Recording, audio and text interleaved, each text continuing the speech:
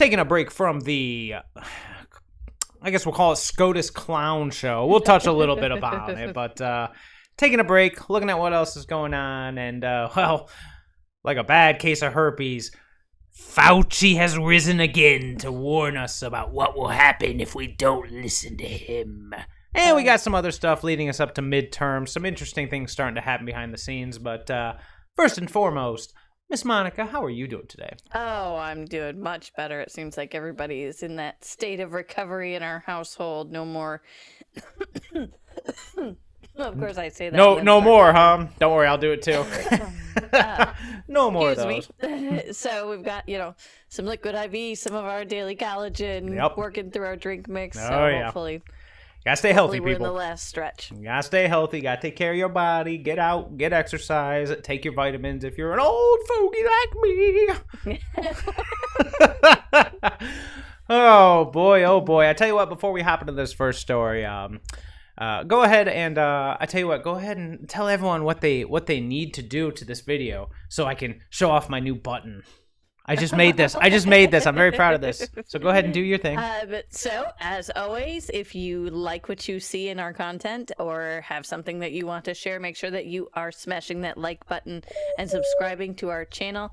It helps us to continue to have these conversations and to bring up the things in the news that we want to talk about.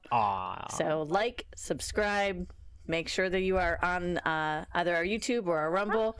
We're also available on Spotify and Amazon Music now. So cute. Out and about. We're trying. And yeah, things like the audio issue we did notice yesterday at the end of the video, and I think it was because of the Justice Clarence Thomas pick clip that I played. Yes. It added this really weird little echoey thing. So, like I said, this is not a technical studio. We are not anyone, outside of We're getting there. We're getting there slowly but surely, but the bugs are being worked out. So, anywho, let's go ahead and hop right into this first story, shall we? What does the science tell us today? From the science. Omicron BA2 subvariant, wasn't it? I thought it was called Deltacron, or was that a different one? No, this is a different one. This is a different one. Got it. Gotta keep them all straight, man. The subvariant of a variant. Got it. Subvariant of a variant. Got it. Will soon dominate in the U.S., but Fauci doesn't expect another surge. Apparently, it spreads 80% faster than earlier Omicron, has more than doubled in the U.S. over the last 2 weeks, and will become the dominant variant. Now, before we continue with this, the one good thing about Omicron was it spread incredibly quick, but it was much, much less lethal. So it basically was what we used to call a developer of a natural immunity. I know I shouldn't put those words together, but it exposed a lot of people to this, which gave a lot of people the necessary antibodies and the necessary resistance to be able to allow us, by and large across the country, to drop mandates and move on with our lives, except for the red states who have been doing it for about 2 years now. But that being said, so this is one of the things that pretty much across the board everybody has agreed on, is that when you have variants that are not as lethal, not as extreme with any disease, and of course make sure that you consult with your doctor, talk to them for your best course of action. Yes. What's right for you is not necessarily what's right for anyone else. Not even the science. But what they've talked about, and this, I remember this going back to the very beginning, is, hey, if we can get past and understand this as the variants come out, we'll be able to determine if they're going to be more extreme or if they're going to be less extreme, if people can kind of push through certain parts of this. And it's the same thing that we've done with the cold and flu. You look at your flu shots every year, and it's not necessarily, the flu shot isn't, from what I understand, and I'm not a doctor. No, you're not. It isn't a vaccination against every type of flu that's out there. It is the most prominent variant at the time. Yep. So moving forward, what they're going to decide on how that needs to look for any injections. Any injections you choose to take based on what your doctor has said to you and what is best for you. So I think that we'll start to see some changes in the approach to this, which we need to move past this. We need to get back to normal. Well, that's just it. I was under the impression we normal. were. I was under the impression we were until, this dude crawled back out. He couldn't stand it. You notice he completely just disappeared from the news circuit. Suddenly it was Ukraine was everywhere. Well, he got super scared. Of course he got super scared because there are people who are standing up to him now. Yeah. And he's put in a position of they're calling him out on all the BS. And I love watching Rand Paul. Oh, yeah. We will get to Rand Paul. Trust me, I love his response, too. And it's really going to cover up this whole thing. But let's go ahead and check out what the article says here. So, and of course, it says that the BA2 has more than doubled in prevalence over the past 2 weeks in the U.S. and now represents more than 34% of COVID-19 infections that have undergone genetic sequencing. BA2 has been steadily growing as a proportion of the COOF variants circulating in the U.S. since February 5th, when it represented about 1% of genetically sequenced virus samples. So it has been spreading like crazy. It says data from Walgreens, which conducts testing at pharmacies nationwide, shows BA2 is the dominant value at 51% of all positive COVID cases. And let's see what he has to say about it. Where is he? There it is. Oh, man, I tell you, people, I love doing the Fauci voice. But I don't think my throat's ready to read the entire paragraph, so I'm going to read it normal. I know, I'm disappointed too. The bottom line is, it's tough to do it. We'll likely see an uptick in cases, as we've seen in the European countries, particularly the UK White House Chief Medical Advisor, Fauci, told this week. Hopefully we won't see a surge. I don't think we will. I couldn't make it. In the UK, the number of people testing positive for COVID has jumped 16% over the past week, blah, blah, blah, blah, blah.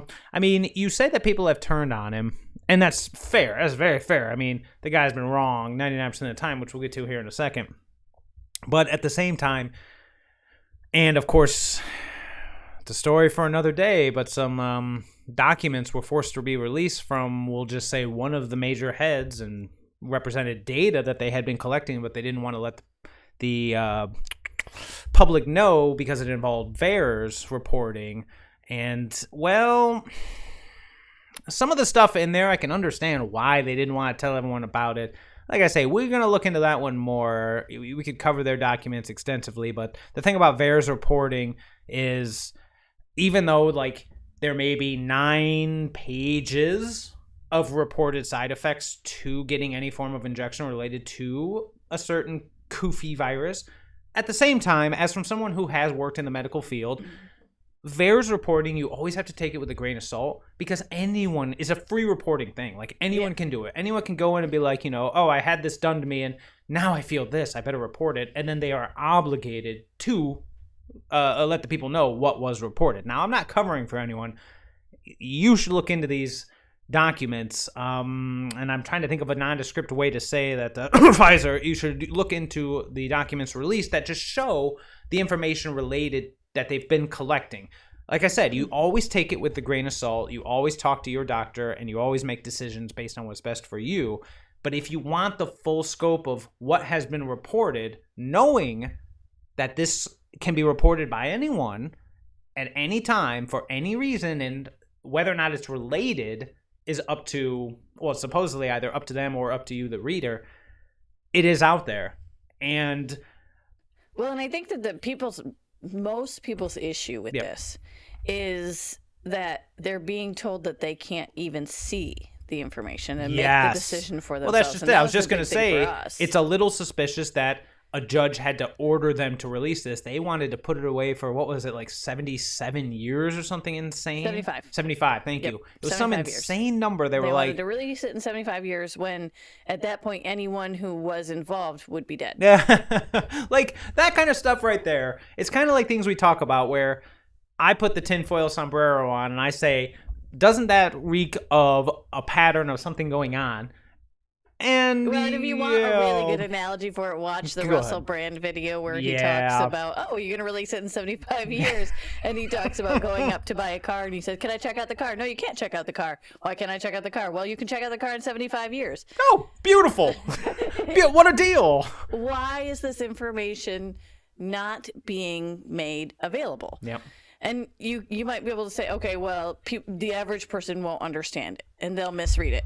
Okay, That's fair. Then make it available with someone who can interpret it and not just say, well, you can't see the original data, but you have to trust me. Yeah. You remember when back in 2016 when WikiLeaks was the big thing in the news cycle, and I believe it was Chris Cuomo, that scumbag, came out and said something like, or was it him or Tapper? I think it was Cuomo. He came out and he's like, don't read these emails. It's illegal to read, but we can read them so we can tell you what to think about them. And everybody was like, what? What? Yeah. It's the same basic mentality of like, this is why, as a First Amendment advocate, censorship doesn't work. You can call it the Streisand effect. You can say whatever you want, but you're going to censor this stuff, and people are going to go, bro, why are you censoring this? And you could have the best reasons ever. You could be like, dude, somebody listed, I don't know, the worst possible virus you can think of. Insert something here. Smallpox. No, the Black Death. I don't know. I think those are the same thing. Anyways, I took what the doctor told me to, and I got the Black Plague. I better report it. And they go, oh my God. Okay, fine. We have to report it. There it is. It's in there. Somebody said they got that. And then you have basically grifters who zoom in on that one word on 9 pages and go, there it is, folks. There it is. Yes. Well, I mean, I remember getting into an argument with a girl on Facebook, which at this point made me realize. Boy. And it was someone that I didn't even know in my mom's group. Mom's group? I had pulled up studies and gone over the studies and then showed the synopsis. And she says, well, that's not what that says. And I'm like, open to interpretation. It was in black and white. The sentence was right there. I highlighted it. And she said, well, if you read the rest of the study, that's not what that says. And I'm like, okay, first off, I read the entirety of the study, and nowhere in it did it claim anything that she was saying that it said. Of course. And that's the thing. They're not even allowing us to have that discourse. Right. To have the question of, okay, well, this is the percentage that it claims in this study. You can't even talk about it because you don't know. It's very interesting because this is unrelated but related, almost like a parallel train that just kind of, as you were talking about this, I'm talking about things we're not allowed to know, but that we have to just march lockstep with. I mean, the reason that this individual went away was because of Ukraine. I mean, you could call it the sentiment or whatever, but that was the news cycle pivot. It was COVID, oh, Ukraine, and it's been Ukraine since, and now it's starting to trickle back in 3 weeks later. But interestingly enough, exactly what you were just describing, this is what's happening. Well, why is that happening? You're not allowed to ask. Why am I not allowed to ask? Oh, you're for the enemy, are you? Yes. You're a conspiracy theorist. Yes, and I think your next article kind of. Oh yeah, we're up until right now. We got a nice little the first of our 2 responses from Ted Cruz, and I like this. He keeps it simple. So smart guy. He says, so Fauci, and this is what I originally saw. So I'm glad that the previous article debunked it. But Fauci originally said, if we see a surge in cases, we have to be prepared to. Here you go. Pivot and perhaps reinstitute some of those restrictions. And old Ted Cruz, he says, hell no. For petty tyrants like Fauci, they only have one tool in their toolbox: authoritarian restrictions. Enough is enough. And I would say, Mr. Cruz, I tip of my sport ball hat to you, sir, because 100% agree. The country has had enough of this crap. The only people who are still a part of it, unfortunately, and I say this with the most love in my heart, are in a cult. Anyone who is still out there double, triple masking, doing insane things, or my favorite is double, triple masking while driving alone in their car with all the windows up. Because as you know, the only one you have to fear is yourself. Well, and here's the thing. If that makes them comfortable, if that's how they are choosing to live their life, that's fair. Then I'm all for that. Although, just stop right there. We said that a decade ago about individual. Let's not get into that. All right. And I still stand by that fact. I'm with you, man. Because you cannot have personal freedom if you are willing to lock down someone else's. Exactly. It's rules for thee, not for me. Not to mention everything about it. The lockdowns. I'm not going to say anything about any other aspect of it. We're strictly talking about Democrat governor responses. By and large, there were some Republicans, or I'll just go ahead and call them rhinos, but in my mind, they're all Democrats. The point is, they imposed the strictest lockdowns while other states did not. You saw the data come out that those who did not impose all these lockdowns, they're doing fine. In fact, not only is their natural immunity through the roof, but as a state, by and large, group of people, they are over it, whereas the governors responsible for these things, economically, they're doing better. Yes, well, economically, and I was going to say, like I said, natural immunity, herd immunity wise, like the cases were going down. Well, it's not the cases because they love to tout that the cases are going up, but the deaths. Yes. That's the part. The deaths dropped. You notice that immediately because they stopped saying death, started saying cases. And that was the first step towards. So in my opinion, when all these governors, all these leaders, tying it back around to what I was saying, were locking down all this stuff on all their citizens, we continuously, over and over, caught them breaking their own rules. They didn't need masks. They were standing less than 6 feet apart. Blah, blah, blah, blah. Non-stop. We got pictures and pictures and pictures. Horrible picture of Lori Lightfoot in Chicago. Oh, God. Don't get me started on Beetlejuice. What is it, Burning Man that they have in Who Chicago? knows, where she's out in the crowd and she's like, this is a super spreader event. She's hanging out with all these people. And it was because she knew that they needed the money from the event. Oh, of course. Of course. That's what it's all about. And allow that to happen when you need the money, but then when politically it doesn't serve you. Rules for thee, not for me. I mean, everybody did it. Like, Newsom, Wolf. I mean, I could name everybody. Well, and Cuomo was caught out and about when he was supposed to be quarantined. Oh, don't get me started on that guy. But hey, at least with Cuomo, Chris Cuomo, that is. Actually, you know what? Both of them. At least karma finally caught them. Granted, I kind of wish Andrew Cuomo, the karma from killing tens of thousands of seniors, would have caught him. Yeah. But I guess Pound Me 2 works too. Whatever. That's so insane to me. But anyways, hopping to this next article, which I know we're both going to love. From a Mr. Rand Paul, personal favorite of both of ours. Love him. Menace, Anthony Fauci. Dr. Rand Paul. Oh, they left it out of the title. They did. Fiends. You noticed? Dr. Rand Paul says, the menace, Anthony Fauci, hasn't been right really about anything since the start of the pandemic. Man, Rand Paul. I mean, we can go back further to his history with dude, the HIV yeah. stuff, I was going to say, look into him in the 80s if you really want to go down that rabbit hole. This guy has been doing this grifting game for a long time. Well, and it's crazy because if you think about it, yes, scientists are not always right, and that's the process that we use. Is questioning it is supposed to be the first step. Exactly, and this particular scientist has not questioned anything. He has stood by exactly what he thinks should be going on, and then had to backtrack. Oh, over and over. It's a beautiful thing. You know what? I'm actually just going to read this full quote, if you're all right with it, because I was going to highlight it, but I just love it all. So, if you believe in Dr. Fauci, what you should do immediately is, let me go ahead and just make it big enough to make sure it can be read as well on screen. Go ahead and read along with me. If you believe in Dr. Fauci, what you should do immediately is go get stickers and make sure they are on the floor everywhere you go, and a yardstick so you know you are 6 feet away from people, and plexiglass. Carry plexiglass around with you because Dr. Fauci thinks that plexiglass somehow, reflects the virus away from you. None of what he's been for has worked. Not one thing he has advocated other than the vaccine, and I'm not against the vaccine, but the interesting thing is this, and he won't admit this to the public, if you take a sample of blood from 1,000 people anywhere in the United States, and you measure to see if they have antibodies to the virus or antibodies to the vaccine, it's over 95%. That's why we're doing better in this. We developed immunity either from having the disease or from being vaccinated, and that's why we are doing better, in addition to the fact that the virus has mutated to a less virulent or less deadly form. But he won't admit it because he's caught up in putting stickers on the floor, putting masks on your face, putting goggles on you. This guy is a menace, and he hasn't been really right about anything since the start of this. 100% agree, although I will add, it's not just because he believes this and he's still doing it. It's because I think he grew to love the attention. Did you ever watch that special? They did a little special on him where it showed him where he lived and where he worked and the life of Anthony Fauci.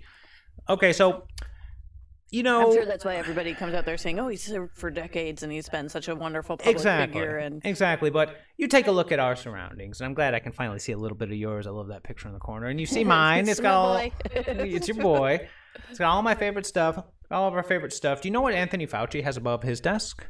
Take a look at my, I don't know, how about my Doctor Strange poster here? No, that's not big enough. It'd probably be, no, you can't really see it. Imagine if we took my Doctor Strange poster and my Last Jedi poster, we combined them, we made them big, and it was my self-portrait sitting at my desk.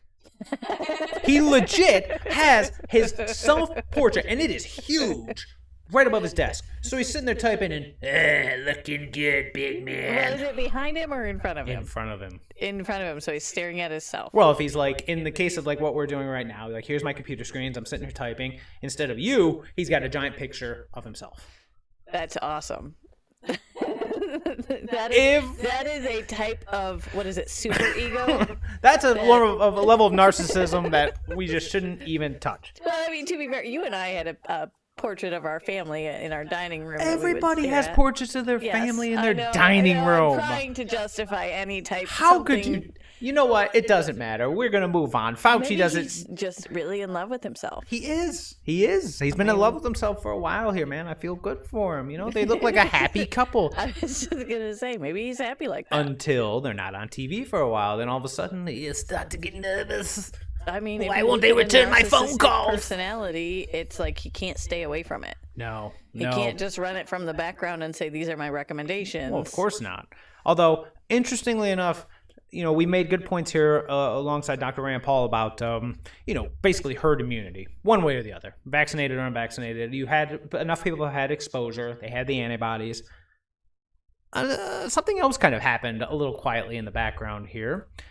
From just the news, the CDC lowers COVID-19 death count by tens. Well, hold on, real quick before we leave. Because this is tied into that one. I know. I just want to say he brought up something that I wanted to see if you had seen it. Taking Fauci's position and splitting it into 3 separate positions. Oh yeah, I mean this is an unelected person who gets paid, as I recall, more than the president of the United States. He's been in position for years and years and years. Yes. Yeah, we should break that one up. I love the idea of, instead of having one mind, one scientist, one doctor, one person saying these are the recommendations, having it be more of a board opinion. You mean as it should be? Yes. Yes. Have 3 specialists come in. But then who is going to wear the crown that says the science? I believe that would be our president, based off of the recommendations from multiple people. You would put a crown on our president? Well, he'd probably just think he was at Burger King. Oh, where's the ice cream, man? Come on, man. Well, yes, that's the fault in the logic, isn't it? A little bit. That's okay, though. I see what you're saying, and I 100% agree. I mean, when it comes down to it, it's not like Fauci is enacting all of these things. It does go to the president for approval, and then it becomes a mandate. Of course. Yeah. So we really are handing it off to the president, but rather than having one little devil on his shoulder, I'd rather have multiple angel and devil. Oh, I was going to say, I thought you were about to say multiple devils. I was like, I don't know if they would do better in a pack, honestly, but. I mean, it would be nicer to see more of a varied opinion. Yeah. Oh, absolutely. Instead of just one person is the be all end all. Being able to hear multiple opinions and not silence them. Remember all those doctors that kept coming out saying, hey, we've got alternative treatments, and every single time, oh, look, they've all been removed from every form of public speaking. And if instead of having one person in that position, you have 3 people, you're more likely to hear voices of dissent. Exactly. And dissent is well, up until this point, dissent was a good thing. Dissent, questioning authority, used to be a staple of our society, just like questioning results used to be. It was the reason that the United States was formed, questioning authority. Thought so. But again, the science. We were always taught, but maybe we were wrong. Maybe everyone up until this point was wrong. But science also, the scientific method is about asking questions, about questioning the data. Does it really work? We should probably keep checking. And no. It works. Accept it. All right, I'm going to hop onto this next one if you're good. Yes. I agree. Rand Paul is the man, and Fauci should just go away. But interestingly enough, the CDC lowered COVID-19 death counts by tens of thousands. And this is not the first time that they've done this. No, it's crazy. And listen to why they said they did it. It says the Centers for Disease Control and Prevention recently lowered the total COVID-19 death count by more than 72,000. According to the agency, the government's algorithm overcounted COVID-related deaths by 72,277 across 26 states, specifically including 24% of pediatric deaths. On March 15th, the data on the CDC's website was altered due to what, in a footnote, was explained as a, quote, coding logic error. Isn't it amazing? two things. One, how quietly this was done. This wasn't on any major headlines. No one was blasting them about inflating their numbers or anything like that. If you look at the information coming out of the UK, they're still trying to tell, did they die from or did they die with? Because in the early days, and we can go into the details of, how the government would issue money based on the information that they received about how the death was reported. I'm going to stay away from, ironically enough, I'm going to stay away from that tinfoil hat for now because it's just... That's not a hill we want to die exactly, on. Exactly, and that's a story for another day. We'll put it that way. Yeah, there's a lot of stuff that... It's been shady from the beginning because it was, don't ask, follow the rules. If it's intentional or if it's malicious. Or just incompetent. Look at our government. Look at all of the issues that we talked about with the funding for unemployment. Oh yeah. That was a perfect example. And I don't believe that was push it out to anyone. The majority malicious. Right. I think that it was the government scrambling to do something that they've never done before, and private sector.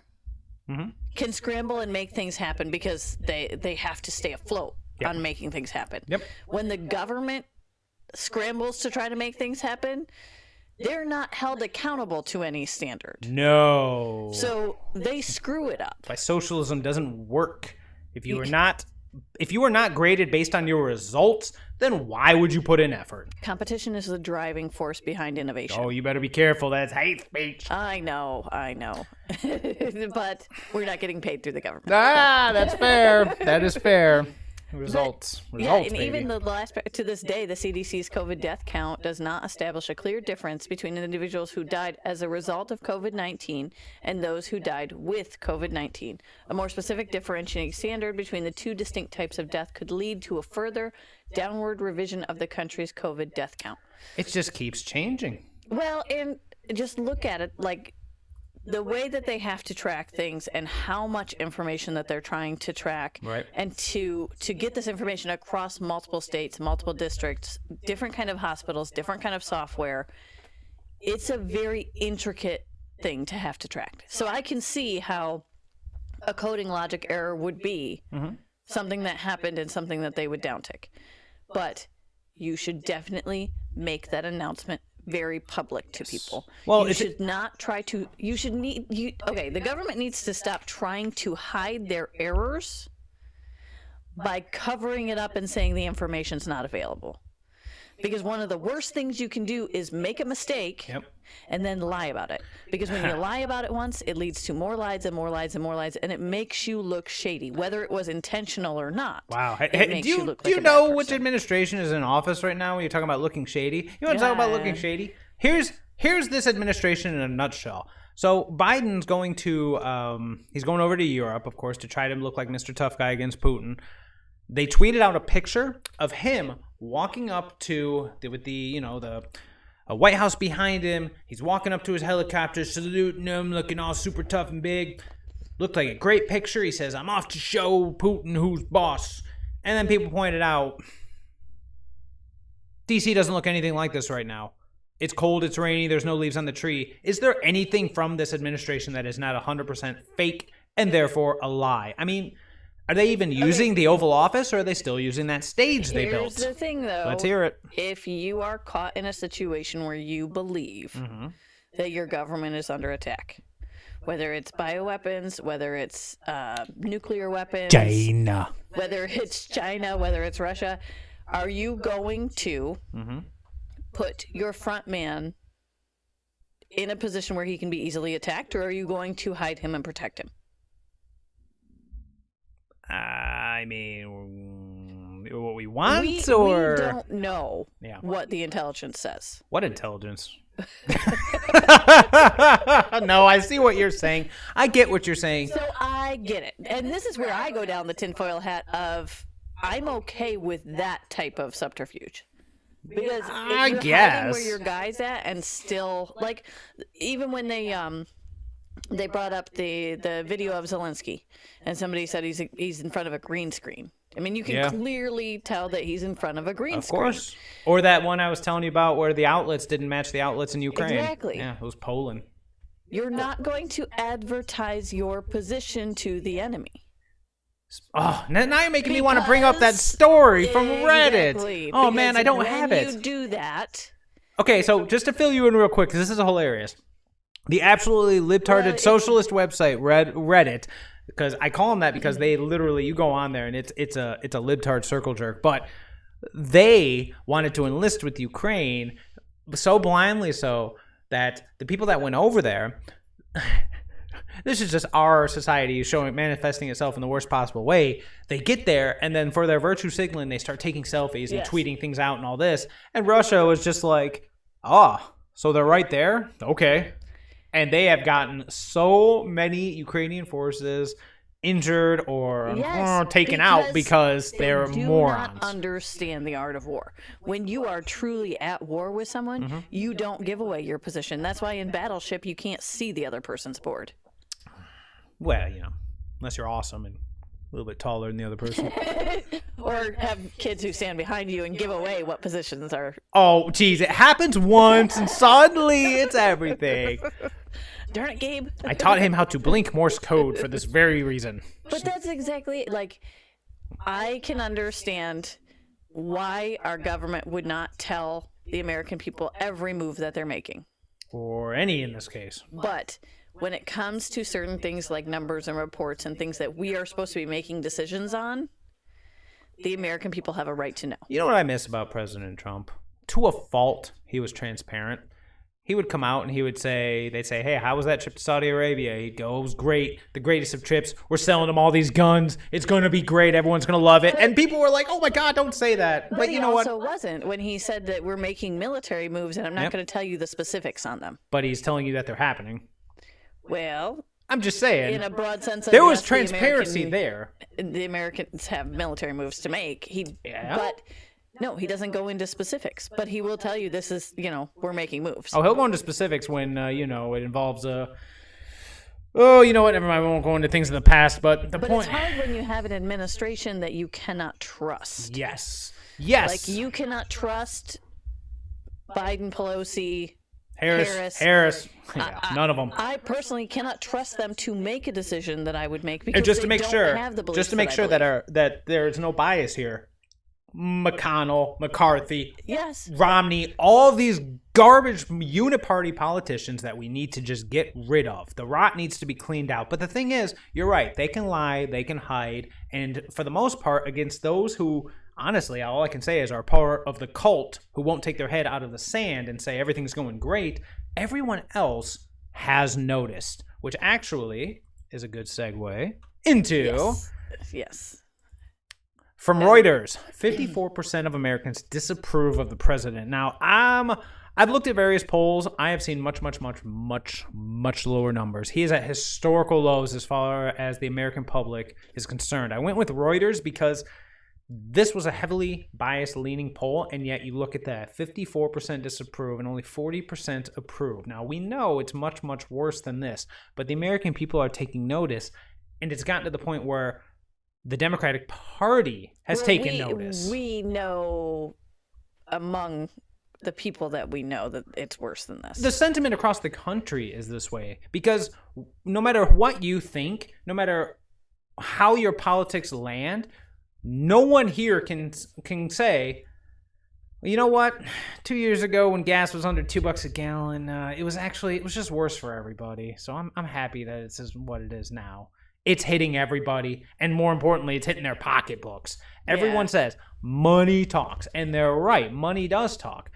However, as we head towards the midterms, pretty much everybody, I even read a Bloomberg article where he came out and said that the Democratic Party is basically facing annihilation by public sentiment unless something changes. See, and that's when they get scared, is when we start saying, you guys are losing. Yep. And they learned that the hard way when Trump got into office the first time. Exactly. So now we've started with, we're heading into midterms. Yep, we're heading into midterms. Things are about to get weird. Oh, weird's not even the beginning of it. So from the Daily Mail, 75% of swing voters say Democrats are, quote, out of touch and, quote, condescending. And 2/3 say they are spending too much money in D.C., according to new Republican polls showing the GOP sweeping the midterms. So when it says swing voters, we're talking about independents. So remember, it's always important to keep in mind, you're going to have two groups, Republicans and Democrats.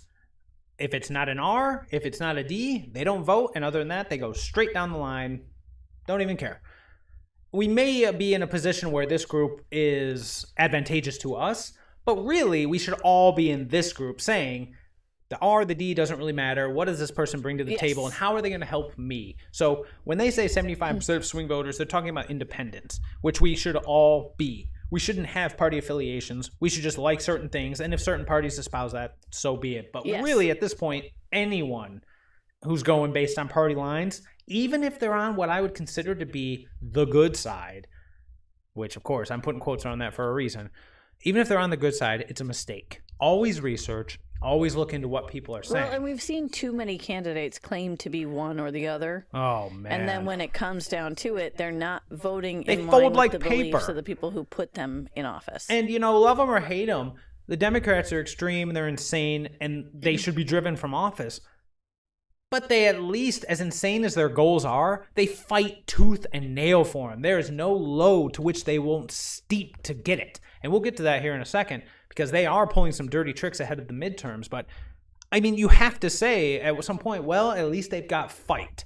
What does the other side do? We get control, and Mitch McConnell just goes, well, okay, we're just going to take a little break here. Well, and I think that's statistically, so we're looking at these different numbers going into the midterms, and it's like, okay, every president in history that we've been able to poll on, nobody gets 100% of the vote. No, that's no one does. That's how our country works, and that's how it should work. That's how it should work. It's a constitutional republic for a reason. But I think the more determining factor is the disapproval rate. Yeah. Because a lot of people will say, yeah, I don't approve of him, but whatever. Yeah, but my life's okay, so I guess he's doing an okay job. But the fact that the disapproval rate has now spiked so high, it's I will actively work to get this person out of office and to get rid of these policies because they're harming me. Yep. So, pardon. Polling conducted for the campaign arm of the House Republicans found that 75% of battleground voters believe the Democrats were out of touch condescending. We know that. Additionally, 67% said Democrat spending in Congress was out of control. The new National Republican Congressional Committee poll surveyed voters from 77 swing congressional districts, which President Joe Biden won, on average, by 5.5 points. Now, Republicans lead in the generic ballot in these districts by 4 points and have seen a 7-point improvement since February. At this point, I don't want the Republicans to think people are interested in them. It's not. It's unfortunately, whether or not you want to get into what was going on and all the shady stuff that happened with the 2020 election, and trust me, there's a lot of it, but again, that's not the story for today. You can look at these situations and you can say, I can understand how Republicans were able to gain in so many areas but lose the presidency, because in a case like this, people said, I don't hate the Republicans. Some of them are okay and I like some of them, but man, the media has just made me hate Donald Trump so much that I will vote however, but I won't put my check next to his name. I'll take the other guy who claims he's a moderate. Granted, that's a statement of complete and total ignorance because they didn't know anything about how Mr. Bo Biden really was, but that's not important. The important thing is, just like this, it's the same thing. All these people, all these independents, they're not saying, oh, gee whiz, I love Republicans now. No. They see the Democrats as the insane individuals that they are. Unfortunately, if we don't have that change, if we don't have fresh blood and get rid of these incumbent losers, then nothing will change. If we put all these Republicans in office, what happened in 2016 to 2018? We had what? Paul Ryan, that worthless snake who wouldn't do anything. All they would do is entertain investigations into the president. They wouldn't actually do something. It's like the Republicans only exist to momentarily stop the Democrats' crazy agenda long enough for the public to go, okay, I've forgotten about it. Then it just goes again. Well, they don't ever push back. The majority of these people have been essentially groomed to step into these positions as controlled opposition. Exactly. They all work within the same circles. Yep. They all know the same people. Yep. They all come from the same backgrounds, the same universities. Oh, yeah. We need people who aren't born and raised in that. Yep. We need more, Lauren Boeberts. We need more Marjorie Taylor Greene. We need more blue-collar people. We need people. And granted, I'm talking about House members, but still, it's the same thing. House, Senate, President, it doesn't matter. The reason Donald Trump was able to break into the system when they least expected it was because people are tired of the establishment. We're all tired of this nonsense. So if I say something like, oh, Democrats are insane. When I say Democrats, it doesn't just mean someone with a D next to their name. It means everybody who's following this crap. You can take all the McConnells, all the Lindsey Graham, Mitt Romney, all of them. You can take all of them and shove them in that same uniparty. They've gotten so used to being able to just spend what they want, push things through, expand budgets. I mean, look at how much the United States spends on internal programs that when they started were supposed to be temporary programs. I was going to say, look how much the United States doesn't spend on the United States. Yes. That's my problem. Yes. Why are we sending all this billions of dollars to Ukraine? Why aren't we drilling our own oil? Why are we getting rid of or denying permits because of climate change causes? No, we are in a pinch and the American people need help. And where's everybody looking? Europe. That's my big issue. That's why we don't talk about Ukraine too much, because honestly, it's a load of crap to me. We will go into it more because one way or another, threats are being made, and we do pay attention to those threats. However, we got problems here. Well, and it was even, we went to Catholic church, and during one of the sermons, they were talking about charity is great, but charity for the sake of saying that you're being charitable with no understanding of why is not. Virtue signaling gets you nowhere. It gets no one anywhere. And and the speaker even said, if you're handing money to someone who's using it to go against what you believe, you're funding your own downfall. And that's what we have been doing. We have to stop funding our own downfall. Look at Disney. Oh, and their new stance on stuff. Oh, Lord.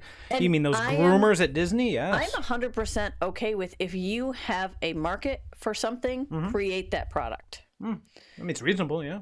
I am also 100% for, if that product is not in line with what I want, I'm not going to buy it. True. And I'm not going to fund it. True. We canceled Disney Plus after they fired Gina Carano. We never went back. Yeah. That's how you want to act? More people need to wake up out of that stupor and say, okay, you know what? Maybe my kids don't need to watch Disney movies. I was going to say, you vote with your wallet. Vote with your wallet. Bust out your old VHSs to watch all of the classics that you loved. Oh, yeah. But some of the new stuff that they're coming out with, make sure that you're screening it as an adult, as a parent. Yep. And I think that we've gotten in this autopilot phase with with being a parent, where you send your kids to school thinking that they're just going to be taught the things that you were taught. Oh boy, what a rude awakening that was for people. And whether you're one side or the other, you don't have a right to say anything unless you're willing to look over the agenda and get involved. Yep, exactly. Don't wait until your kid comes home saying, this is what I learned. Yep. Go to the board meeting, meet with the teachers, find out who they are, exactly. find out as much as you can about them, because if they're going to voice their political opinions in the classroom, you can find that out by knowing them ahead of time. Absolutely. Get your child moved to a different classroom. Yeah. And unfortunately, going back to the main topic, which was voter approval and midterms, unfortunately, the responses that we've gotten from individuals both in the administration and the school administrations is they try to deflect the blame. They try to say it's someone else's fault. Of course, they tried to say it was Putin's fault for the inflation and the gas, and it was like, I do have to say I respect pretty much the collective country's response of like, wait, that just started. This has been going on for a year.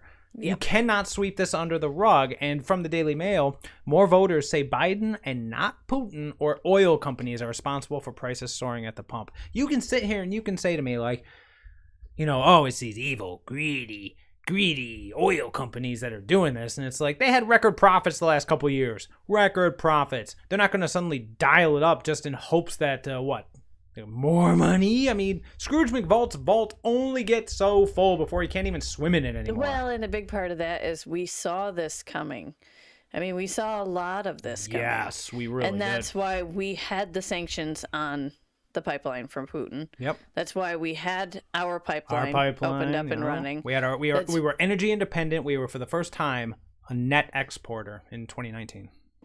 Well, for the for the most part, We're not going to say that we're 100% non-relying on anybody else. No, but by and large, we were in control. That's the important part. We were in control. The important part right there is when you start putting things on autopilot and stop being involved. When something bad happens, you can't just go, "Oh well, that's his fault." Most Americans blame President Joe Biden for the increase in gas prices, a troubling figure for Democrats ahead of the midterm election, and a sign that the administration's drive to push the blame on Vladimir Putin isn't working. Roughly 39% in a new Emerson College poll said Biden was to blame for the pain at the pump, while 21% blamed the gas stations on Russia, or sanctions on Russia. 18% blamed gas companies, and 9% blamed supply chain issues. The results show that approximately the same number of voters blame President Biden and the Russian sanctions and oil companies combined. See, and there's a lot to dig into with that. It's not one thing that's affected the price. It's multiple things over the course of time. I'm not saying that if John Wilkes Booth came along and Biden was no longer in control, that the problems would magically go away. But starting a year ago, with his day one closure of the Keystone Pipeline, he banned fracking on government land. He banned what was the word I'm looking for? He repealed. What? He repealed everything. Yes, he repealed all. Thank you. That one works. He repealed all of everything that Trump had put into place, everything that was working. I really want to emphasize that. Whether or not you agree with President Donald Trump about these things, the policies were working. Even if you don't understand how they were working, you went to that pump, you saw a 1 at the beginning, and you went, it's a good day. Certainly better than seeing a 4 at the beginning. So regardless of whether or not one person is directly to blame, which isn't the case here, it's all adding up. We probably would have, if Biden hadn't done any of this, we'd continued on with Trump's energy policies.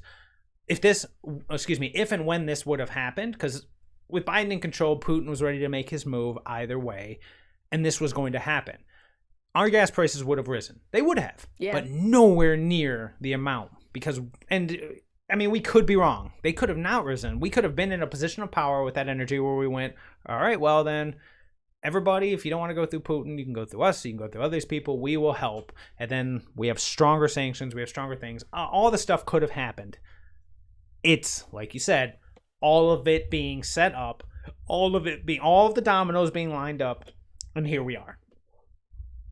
But of course, the Dems are going to spin this, and I've already seen this in some of the people who are staunch holdout believers in the Democratic Party, and they will sit there and say, "Well, the president doesn't control gas prices.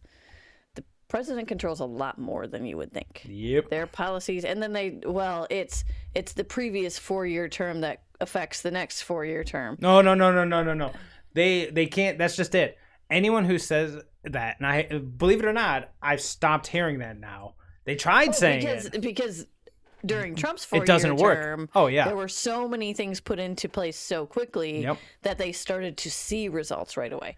It wasn't the sludge that we normally see coming out of D.C., the slow responding, Isn't that burn. Crazy? We finally get an outsider just for a pinch of time, and we see the potential of who we could have been. And it really makes you question the entire system leading up to this point, because politics has always been glacial. Oh, everything takes forever. That's just how the system is. We need to lean into the idea that it's a business.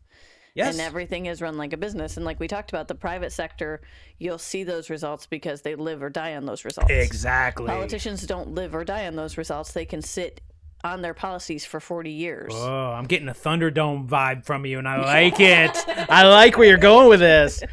You'll live or die based on these policies. 2 men enter. Well, we need to give... So I'm not necessarily saying that term limits are the best idea, because you can have someone who's doing a great job that you don't want removed. But Rand Paul. Watch how people progress, and if they've sat in a position for a decade and nothing is getting better, give someone else a chance. You would think. Get that person out of office, because their policies and their structure obviously is not working. And how long would you, if you owned a business, and we as the American people need to look at the government and the way that it functions and say, this is our business. Yep. How long would you let a manager sit in position who wasn't bringing in profits and wasn't cutting waste and wasn't doing what you wanted them to do? Well, I mean, Bo Jiden's been in there since the 70s, and now he's in charge. And we need to get I agree. This out. is the perfect example. This should be the example to everybody of why the system as it is right now is not working. But in the same sense, the system itself is made to work. You just need a competent driver. Yes, and we also need to stop with, and I love that that one side puts out this idea of disinformation. Oh boy. When really that's what they're all about. Saul Alinsky, man, accuse the other side of what you're doing while you're doing it to create confusion. I mean, they spent 5 years saying the worst things about Russia and President Trump and all this, and it was all bunk. It was all proven bunk, and yet it set the stage for... Which goes into heading into the midterms, which I'm sure you and I probably won't get much traction on this show anymore because we're speaking out, which means... Well, that's not the important part. You're talking about from timcast.com. Patreon bans users for content on other platforms without warning. Quote, at the end of the day, they want you dead and gone, one recently banned content creator told Timcast.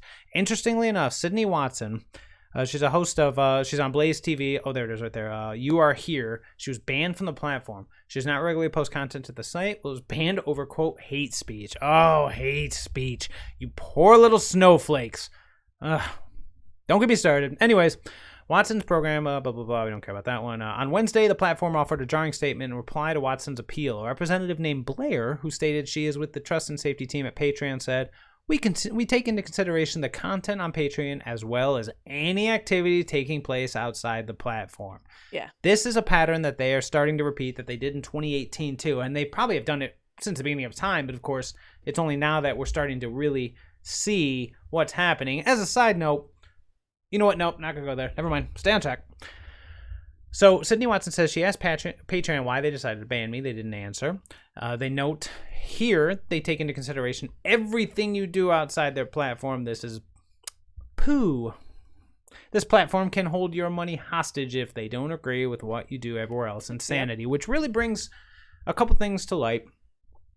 Just like, and I mean, it goes into a little more detail, which we'll down here, including... Actually, we'll just continue on this in a second, but it really just brings into detail that, you know, this whole push for electric cars. Oh, can you read that? Let me make it a little bigger so it can be seen on the screen. Yeah, I guess that works. This push for electric cars and what we saw in Canada with their banks and this push for digital currency. Would you want your bank account shut off because, say, you thought the president was a dingus? And you said it out loud one day? Well, would you want your car shut down because you registered with the wrong party? It's exactly the same thing that they were talking about with the Russian cars. So many people were calling Elon Musk to shut down their vehicles. If you've bought and paid for a vehicle, it is your property. It is your right to use it the way that you want. Yeah, these people think it's communism. They think that the government and the corporate state should merge and then control everything.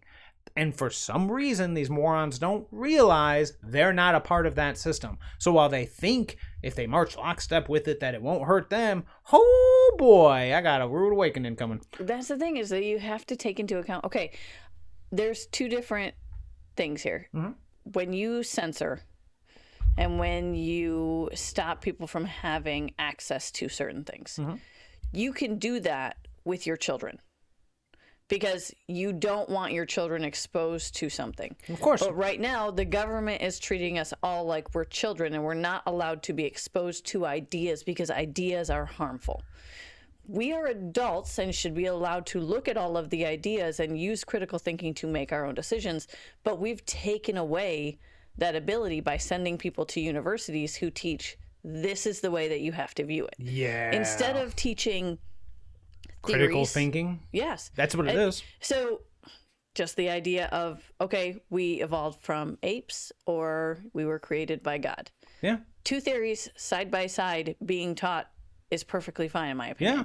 Taking one or the other and saying this is an absolute and you are not allowed to even view the material on the other is where we fall into, whoa. who said that you were my adult? Yep. Who said that you were the person that decides for me? I mean, either way, it's a matter of teaching religions because you're not allowed to question one way or the other. You know what I mean? It's the Karens of the world who have somehow gotten in charge. The Karens of the world. Oh my goodness. And no, I'm going to go through the neighborhood. I'm going to believe what I want. I'm going to put up whatever signs that I want. And, Oh, absolutely. And if I've bought into something like an HOA which says that I can't, then I'm the idiot. So we need to stop being the idiot, people. Oh, so back to the article. That was a good one. Back to the article. Josh Lecoq was also banned from the platform on Tuesday. He hosts a regular show on Patreon called Wrong Opinion, in which he discusses current events and cultural issues around the nation. His removal came only hours after appearing on Alex Jones' InfoWars. Oh, they crossed the line now, baby. I need a big picture of Alex Jones. Just do it. Just do a picture. It says Patreon just banned me hours after appearing on InfoWars. I've never received any warnings from them. 725 patrons and $4,000 a month gone. See, we thought about doing a Patreon, and we're still looking at options because, I mean, it's a good thing to have because if anyone wants to support you, they have a way. If anyone likes what you say, that kind of thing. We need a different platform. Exactly. I was going to say, these platforms are run essentially they're an arm of the Democrat Party. Yeah. And unfortunately, by and large, big tech is all about that at this point. Did I hit that? I did not. There we go. By and large, big tech, alongside the media, are just arms of the Democratic Party. And so there are ways around it. Give, Send, Go, for example, that kind of thing. But even Give, Send, Go, they had their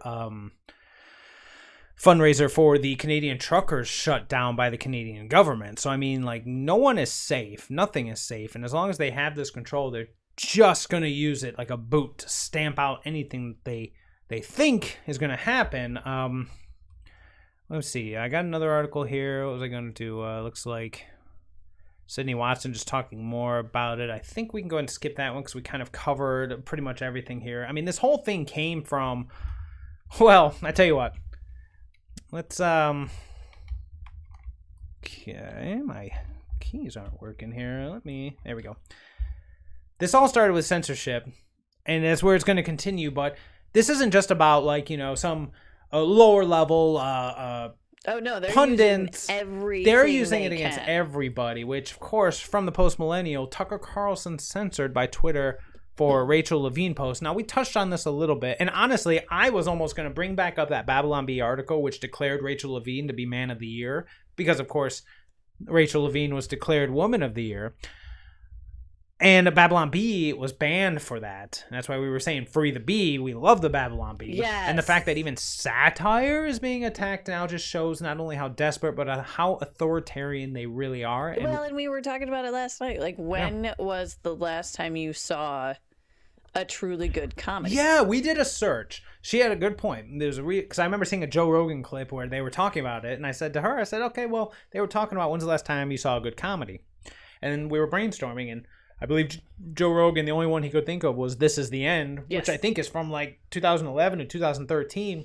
Within the last few years, it is an art form that has died because people are overly sensitive about things that it just has gotten so ridiculous. I was going to say, Rotten Tomatoes has a movie called Booksmart from 2019 as their #1 movie of the last decade. But looking through that list, 99% of those movies weren't comedies. Yes. I mean, they weren't. They blatantly were not comedies. And it just seems like one of those things where... The one we could agree on most recent was Knives Out. Okay, yes, I love Knives Out. If you get a chance, Knives Out is definitely a movie that you should watch, rewatch, fantastic. And suggest. But technically, even though it has comedic elements, it is a whodunit. It's not technically a comedy. I would say it leans more into comedy. I mean, than yes. anything. It's okay, that's fair. Again, it's quite good. Even that one, I got in some big trouble with certain family members because of sharing.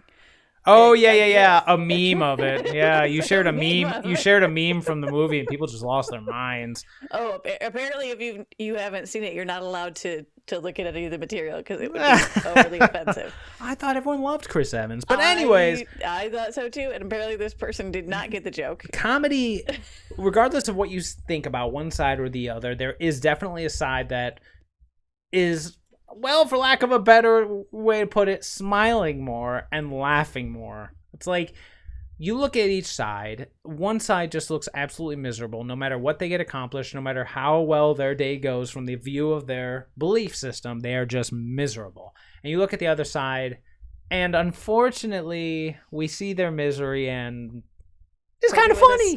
It's kind of funny. I mean, I don't want to laugh at anyone's expense, but at the same time, it's like, come on, bro.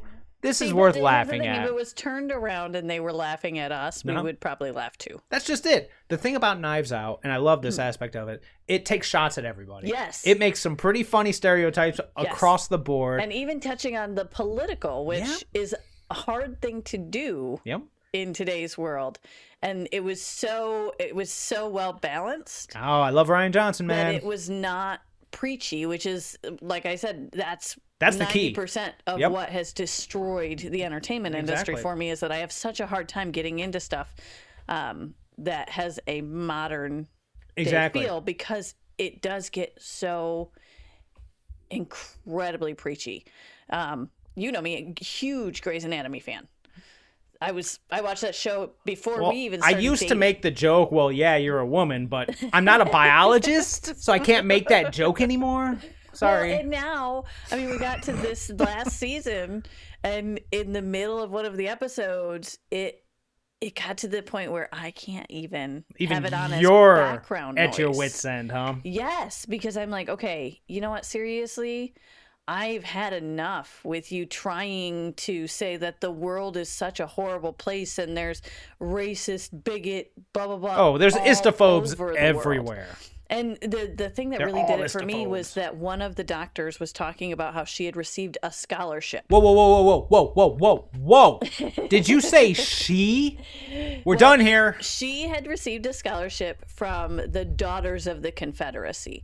And this happens to be a black doctor. You don't think that something like the Daughters of the Confederacy would know that you were black or white, or even care before they gave you a scholarship? Like, if it's a requirement for them, then they know. If it's not, then they don't. They're not just handing out money to random people. They're actually quite progressive, I'll have you know. And she said that she showed up to the dinner so that she could watch the looks on all their faces when she walked in. Okay, first off, the Daughters of the Confederacy is not the Ku Klux Klan. No, they're Democrats. And they believe in honoring the people in your past. I mean, that's why we had Confederate statues, because at the end of the day, they're American citizens. Yes. They fought for what they believed in. And their family members. And their family. Their brothers and their cousins. Part of a lineage. Yep. And the fact that this show attacked someone who can't fight back. Oh, it's what they're best at. With a made-up narrative and a story that didn't even happen, to a character that's not real, and put it in your face while you're watching this. Yep. It's meant to drive up emotions. It's just like the Koof story from earlier. It's about fear porn. People will say, well, they wanted to show the viewpoint of someone who struggled against racism. Okay, well then find something that's a little more believable. No one struggled against racism in the last 30 or 40 years. And that's really encompassing, really sweeping, and of course racism exists, but to the point that they have brought that corpse back to life and tried their hardest to stab it with everything they can is sickening. It is sickening. You know what? I'm going to read this article about the man/woman of the year, okay? Yeah. After the Babylon Bee and Charlie Kirk caught Twitter bans for posting that Biden's public health assistant. Oh no, it's not letting me make this bigger. Hopefully you can read that. For some reason my mouse is. It's working. There we go. Bans for posting that Biden's Assistant Health and Human Services Secretary Rachel Levine is a man. I love how man has quotes around it. Tucker Carlson was censored by Twitter for pointing out that both the Bee and Kirk were telling the truth. His tweet in defense of the Kirk and Bee is no longer available on Twitter because it, quote, violates the rules. Let's look at it right here. Tucker Carlson. But wait, both of these tweets are true. Here's the initial tweet. Babylon Bee's man of the year is Rachel Levine. The deleted tweet. Richard Levine spent 54 years of his life as a man. He had a wife and a family. He transitioned to being a woman in 2011. Joe Biden appointed Levine to be a 4-star admiral, and now USA Today has named Rachel Levine as a woman of the year. Where are the feminists? Tucker Carlson is 100% correct. There it is, laid out in front of you. 54 years of his life as a man. And the Babylon Bee article perfectly illustrated that as we read the other day, this guy, he didn't care. He's man of the year because he stood up against all adversity and said, you know what? I'll be the women of the year. And we got to tip our hat to that. You got to do it, man. It takes balls. So brave. So bold. So brave. So bold. The face of fresh. The fresh of face. And yet, like I said, they're not going to stop. It doesn't matter if you're a lowly little content creator who's just venting about your everyday frustrations, or if you're Tucker Carlson, national pundit. And the worst part is, he's not. Is he joining in? Is he piling on? Is he saying anything truly controversial? No. He just literally says, and both these tweets are true. What has Levine said about any of this? That's a good question. Like, I don't think I've heard anything. It's all been on behalf. It's rage on behalf of the machine. That's where we fall into issues when you start speaking up for someone to say that you're offended on their behalf. Mm-hmm. Maybe Levine isn't even offended by this. I mean, like I said, you gotta have balls to do what Levine's doing. So yeah, you gotta have balls and thick skin. If you're gonna take someone like Levine, who, I mean, after 54 years living as a man, decides to transition, that's an incredibly brave thing to do. And obviously there's a lot behind it, and there's a lot to unpack. Oh yeah. Whether or not it's for publicity or because of a true belief. Regardless. But where's the interview with Levine? Yeah, the dude's there. Like, he's there. He's a 4-star general appointed by the president, and is I'll go say at least the first trans person to hold that job. Yeah. So even if you don't agree, even if you think it's just the clown world upside down nonsense, you have to tip your hat to the fact that someone with that level of mental fortitude has made it that far. And that's worth something. It is worth something. But I would love to hear the story behind that. But that's just it. You're right. Instead of people getting offended one way or another. It's all just like getting offended on behalf. The Leah Thomas thing. Oh, boy. It comes down to everything that we've read about this person. Yep. Screams, I'm doing this for attention. Oh, of course. Like, I got, what was it, 400 something rank as a man, but look at me now, I'm the #1 woman. It's like, well, is there any history behind this or anything like that? It doesn't matter. Yeah, nobody's digging into that, and that's what I want to see. Exactly. No one's digging into it. And when people come out, like we talked about the other day, that person who got, I'm not even going to try to remember her name because I remember it was, my pronunciation of it was a little, made it sound a little dirty, but she released that letter saying, this shouldn't have happened. Yes. Blah, blah, blah. And even in the letter, she said, I stand by Leah. And I say, she's just trying like the rest of us, but it's not fair because it directly affected me. So the only resistance you get from the swimmers, the parents, anything, the only resistance you ever get is the one person going, well, wait, you caused me to lose, so now I'm upset. Where was the person in 18th? Where was anyone? No one cares, truly. And if no one cares, then we shouldn't be making a big deal about it.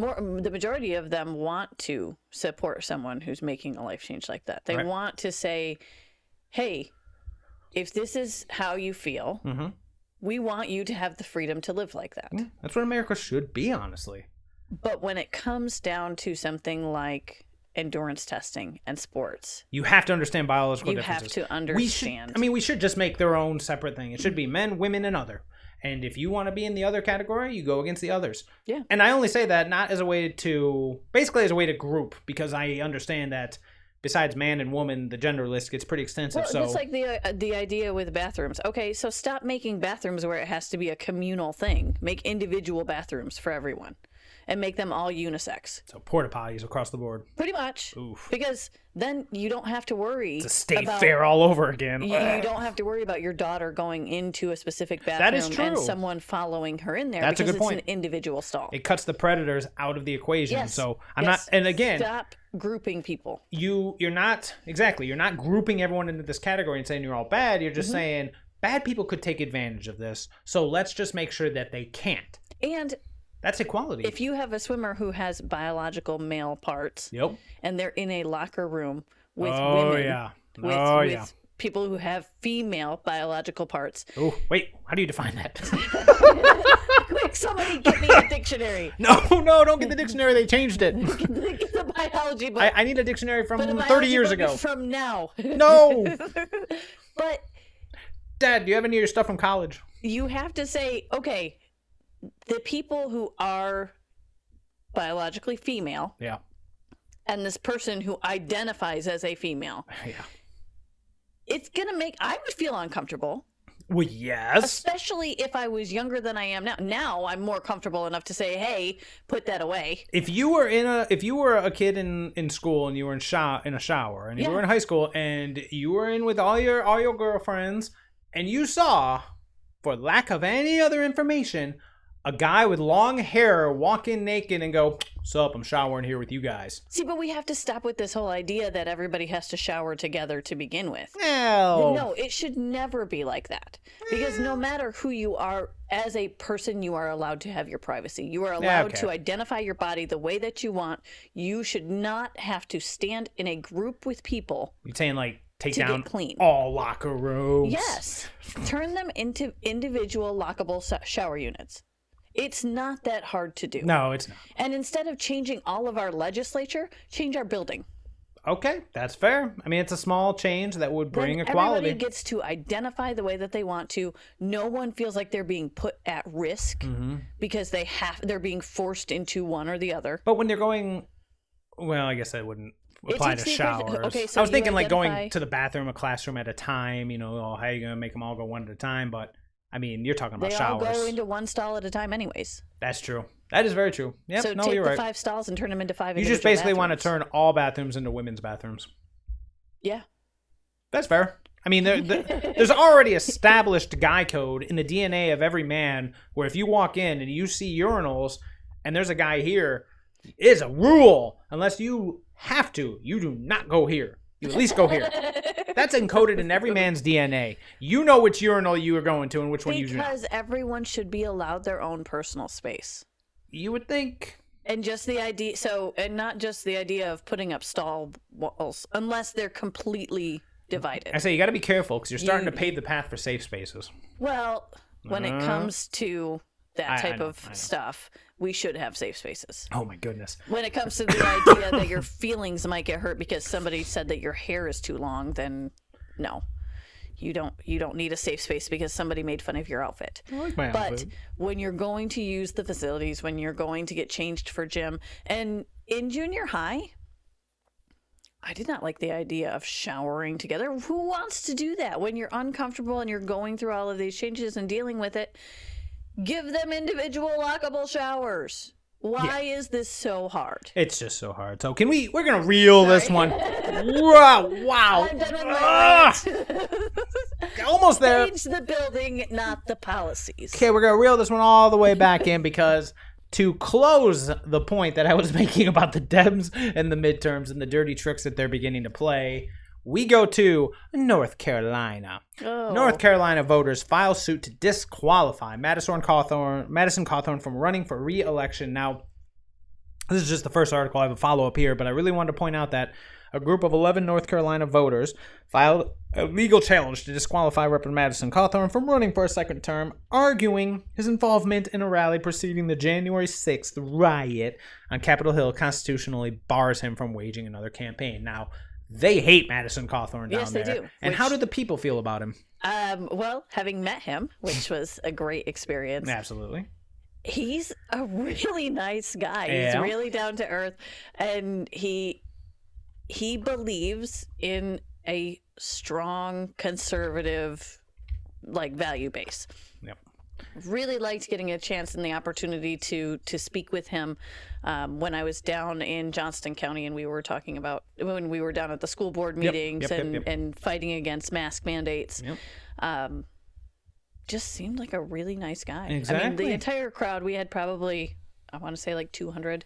I was going to say, parents. he has the support of the people. So the only way that since they know they cannot beat him, the only way they can get around him is to disqualify him. Well, and he has the support of the people, a lot of people in North Carolina, not even from his district. That's the crazy thing, and that's just it. They see how popular he is. They know they can't beat him, so that's all it is. It's dirty tricks. Well, luckily, with an update, we know that a judge has blocked the effort to disqualify Cawthorn as a, quote, insurrectionist. And, I mean, we can go into details. Nothing really beyond that, but basically, any article you pull up is going to try their hardest to spin Cawthorn as whatever boogeyman they're trying to do. You know, they're trying to find their new Trump.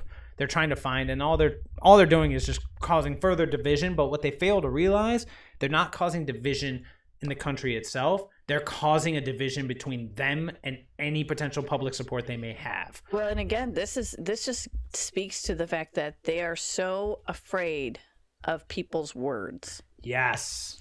That they will not, because Cawthorn wasn't involved with anything to do with January 6th, aside from being at the rally that was held beforehand. Exactly. Well, I mean, they just sentenced a guy to prison who was he didn't go in the Capitol building. All he did was stand outside and conduct a prayer circle. But that was enough for them. I mean, the stories coming out of the January 6th political prisoners it's Gestapo worthy. Solitary confinement, 23 hours a day, no food, bad water, no medical, no lawyer, nothing. One guy. You and I were supposed to go that day. We were on the brink of heading because we wanted to see President Trump, but it just didn't work out. So I chose to work, and we watched it on TV, and man, oh boy, obviously I'm glad I didn't go. Well, 50-50. But at the same time, the reaction that they've had. Well, yeah, because we have a certain bank that even if you were in the Capitol on that day, shut you down. Yep, that's the other thing. That's what the end game is here. They track you on your app, and if they find out that you're in the area, they'll go ahead and shut you down. Yep. They'll shut down your transactions. How messed up have we gotten as a country where this is where we're at, where the Dems are pulling the dirtiest games possible to stop anything from getting in their path for power. And that's why we need to create the infrastructure, and maybe we do need to have two parallel economies. I mean, that's what it's forming now. I mean, you look at Rumble, you look at Gab, you look at YouTube, Freedom Social. Yeah, yep. All of them, Truth Social, all of it. It's all just parallel now. And I mean, you don't question why when you see these stories like the ones we just showed you from Twitter and Patreon and all this stuff, where you have 1 ounce, 1 moment of wrong think, you're done. They get rid of you. And it doesn't even have to be anything relevant, anything recent. A decade ago, you said something silly as an edgy joke. Oh, you're out. How about this? Remember that NASCAR driver whose dad said something off kilter and then he lost sponsorship because of it? I do. Yep. We don't need to look it up now, but the point is they're out to cancel anyone who does not agree with them. So it is our job to get them out of power. We remove their power, and even if it means power can be anything from position to money. We remove that, they have nothing. They can have their platform. They can say whatever they want. They can try to rule their little worlds. We remove their power, they have nothing. Yes, and it's going to be hard, and it's going to be an uphill battle, and that's why we need to start local. Yep. We need to put people in office that we believe in, who are going to enact change, and we have to work within the system, which is a very hard thing to do. It is difficult, but you got to start from the bottom up. You do, and you need to really ask questions of your candidates. I mean, go around and start talking to people who are running, and don't ask them just fluff pieces of, are you Democrat, are you Republican? Oh, yeah. No, we don't care anymore. Party name means nothing. Specific policies on what's going on in their area. Things that they're going to be involved in. I want to know what their stance is. Oh, I could not agree more. Maybe that's we can perfect. get some local people for the midterms to do some interviews. Well, I mean, primary season has come and gone, and I've seen some good, I've seen some bad. Unfortunately, the big fish that we really need to get rid of the party aren't up for another 2 years. So hopefully that can be dealt with when it's dealt with. But if we show enough power as people, because right now they don't feel like we have any. They feel like they control it all. But they also, as we are seeing, are starting to realize something is coming their way. And they have no idea how big it is because of how disconnected they are. I'm not saying it's going to be huge. I'm not saying it's going to be a red wave, a red tsunami, whatever you call it. I just know they've pushed everyone away. Everyone. And now everyone is pushing back. And when that pushback comes, oh boy, there's a reckoning. Yes. At least one can hope. So, well, as you all know, we're only Monday through Thursday. So technically, while it's your Friday Eve, it is our Friday. So one thing I will note next week It's our kids' spring break, so we're probably gonna have to be a little. We'll probably have to. We'll figure something out. We may have to do, instead of one big video where we talk about different stuff, maybe a couple small videos throughout the day whenever the kids aren't paying attention, something like that. But And we're looking forward to the launch of some of our DIY Yes. and some of our events in Yes. the local area, newsletter, and that type of thing. So, again, as always, if you like what we put up and you like listening to us on either Spotify or iHeartRadio One more time. or or Amazon Music, go ahead and get on your YouTube, get on your Rumble, subscribe to the channel, make sure that you smash that like button, and we will see you later. take it easy, y'all.